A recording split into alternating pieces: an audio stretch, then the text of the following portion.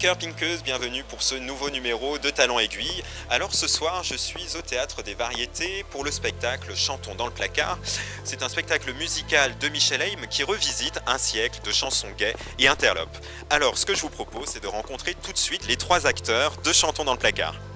Bonjour à tous les deux, bonjour Nicolas. Dans Talent Aiguille. Donc on a un petit rituel au début de chaque émission, c'est de demander, en référence au titre de l'émission, la pointure de nos invités. Ah, la pointure en chaussures. En chaussures. Alors 41. Ah, moi je suis un petit pied. 39. 39-40, un peu la guerre. Quoi. 44. Ok. C'est toi qui as les plus grands pieds de la troupe. Exactement, oui. Je n'en tirerai aucune conclusion. Alors que raconte ce spectacle? Oula, c'est difficile à... Ça raconte un siècle de chansons. C'est très simple. Un siècle de chansons gays. Alors autant dire pas triste.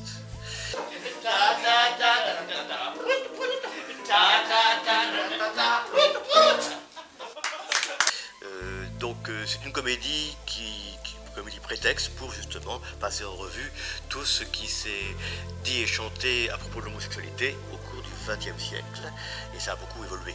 C'est ça qui est intéressant, enfin, c'est l'idée d'Hervé Latapi au départ, c'est de raconter l'évolution du point de vue de la société à travers la chanson. C'est très amusant à faire. Et donc ça se présente quoi, comme une comédie musicale? Comme une comédie avec de la musique, avec des chansons en fait.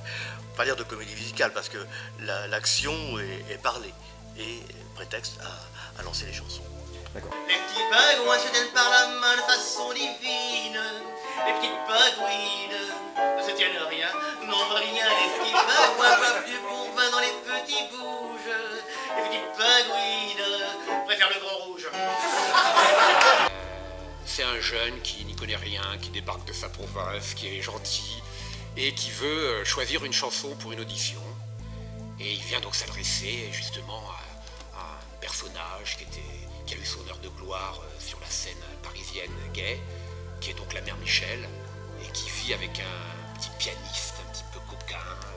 Donc on a trois générations en fait, c'est la rencontre de trois générations et la génération plus ancienne va faire découvrir aux petits jeunes un tas de chansons qui n'avaient même pas idée que cela pouvait exister, quoi. Mon Dieu, comme il pédalait, qui pédalait bien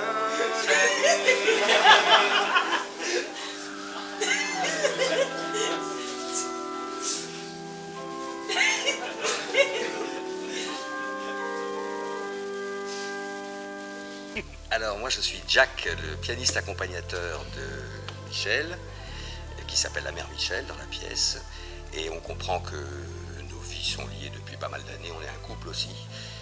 Je t'écoute parler, je te regarde vivre, moi qui te connais bien, je te reconnais plus. Dieu, que tu as changé depuis qu'il vient chez nous. Et mon personnage est né à peu près au début des années 60 et il a connu donc l'âge d'or dans le milieu gay. Il a connu les toutes dernières années avant l'arrivée du sida, donc la toute fin des années 70, début des années 80. Alors Mère Michel, c'est sans doute un artiste de variété, plutôt has-been au moment où la pièce se déroule, et donc qui a vécu quelques années, on a bien compris, avec Jack, son pianiste, et qui est une référence dans le milieu, une référence de la mémoire des chansons homosexuelles. Et c'est pour ça que le petit jeune homme que vous verrez plus tard vient la voir. Effectivement, elle raconte comment l'homosexualité a été chantée et évoluée donc dans la société française au cours du XXe siècle, avec un moment charnière qui sont ces années 70, avec la première chanson qui est, comme ils disent, celle d'Aznavour. C'est un jeune chanteur qui vient de Chamalières. Et il monte à Paris en fait pour passer une audition pour une comédie musicale gay.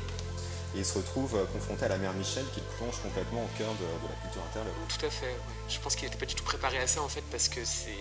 Et je pense que comme la plupart des jeunes aujourd'hui aussi, même moi quand j'ai découvert le spectacle, j'étais pas du tout à la page de toutes les chansons gays qui ont pu exister en fait au cours de ces dernières années. Donc c'est vrai que c'est quelqu'un qui reste sur les images qui ont véhiculé pendant son enfance, c'est-à-dire Starmania, Lara Fabian et tous ces beaux artistes. Si vous saviez jure, il préfère l'amour sur tout le fait à nos murmures. Comment s'est faite la sélection Des de chansons. ces chansons-là? Alors on a pris des conseils auprès de spécialistes de la chanson gay, en particulier Martin Penet qui est sur France Musique, je crois, oui c'est ça, et donc qui connaît très très bien le domaine de la chanson en général et de la chanson gay en particulier. On s'est renseigné aussi auprès d'Hélène Azera qui est aussi une historienne du mouvement gay, et à partir de là, à partir de plusieurs conversations, effectivement, on a choisi une série de chansons. Alors il y a des incontournables, donc je vais parler de Comme ils disent, mais surtout ce qui était intéressant, il y a des chansons totalement inconnues, enfin, que je ne connaissais pas et que beaucoup de gens ne connaissent pas, en particulier une chanson que chantait Dalida, que tu interprètes merveilleusement d'ailleurs. Oh, et bien, enfin on a aimé mélanger des chansons très connues avec des chansons qui sont surprenantes et qui reflètent également l'époque où elles ont été écrites. Il faut dire que toutes les chansons, parce que depuis on en a découvert d'autres, qui sont aussi absolument exquises, quoi, hein, donc toutes les chansons n'y sont pas, quoi, mais il y a des bon, par exemple Xavier d'Anne Sylvestre, beaucoup de gens ne connaissent pas, la chanson Le Monsieur le Jeune Homme de Guy Béard, il y a un tas de chansons qui sont quand même qui sont moins connues, quoi, et puis les plus anciennes aussi. Il y a un quai dans ma rue, il y a un trou dans mon quai. Je pourrais donc contempler le quai de ma rue et le trou de mon quai. Est-ce que vous pensez que c'est important maintenant que des chanteurs révèlent ouvertement leur homosexualité, ou il faut que ça reste, ça n'a pas grande importance?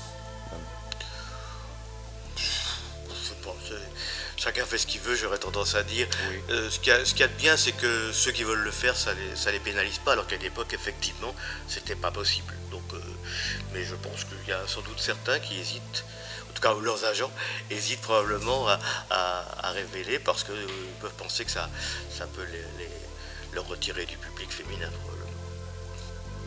Je pense que ça dépend beaucoup des personnes. Après, s'ils veulent faire...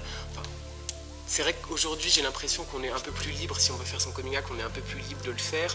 Après, je suis pas sûr, comme disait Michel, que ça ne ferme pas quand même des portes, encore aujourd'hui, malheureusement. Vous connaissez sa célèbre chanson « Je t'attendrai ». T'es sûr que c'est de Trenet, ça? Attends, je connais quand même assez bien le répertoire de Trenet.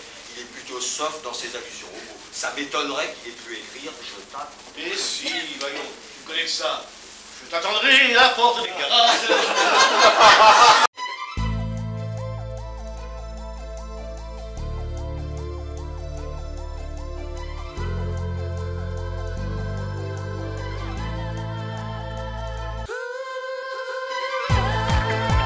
Réservez vos places sur intv.fr.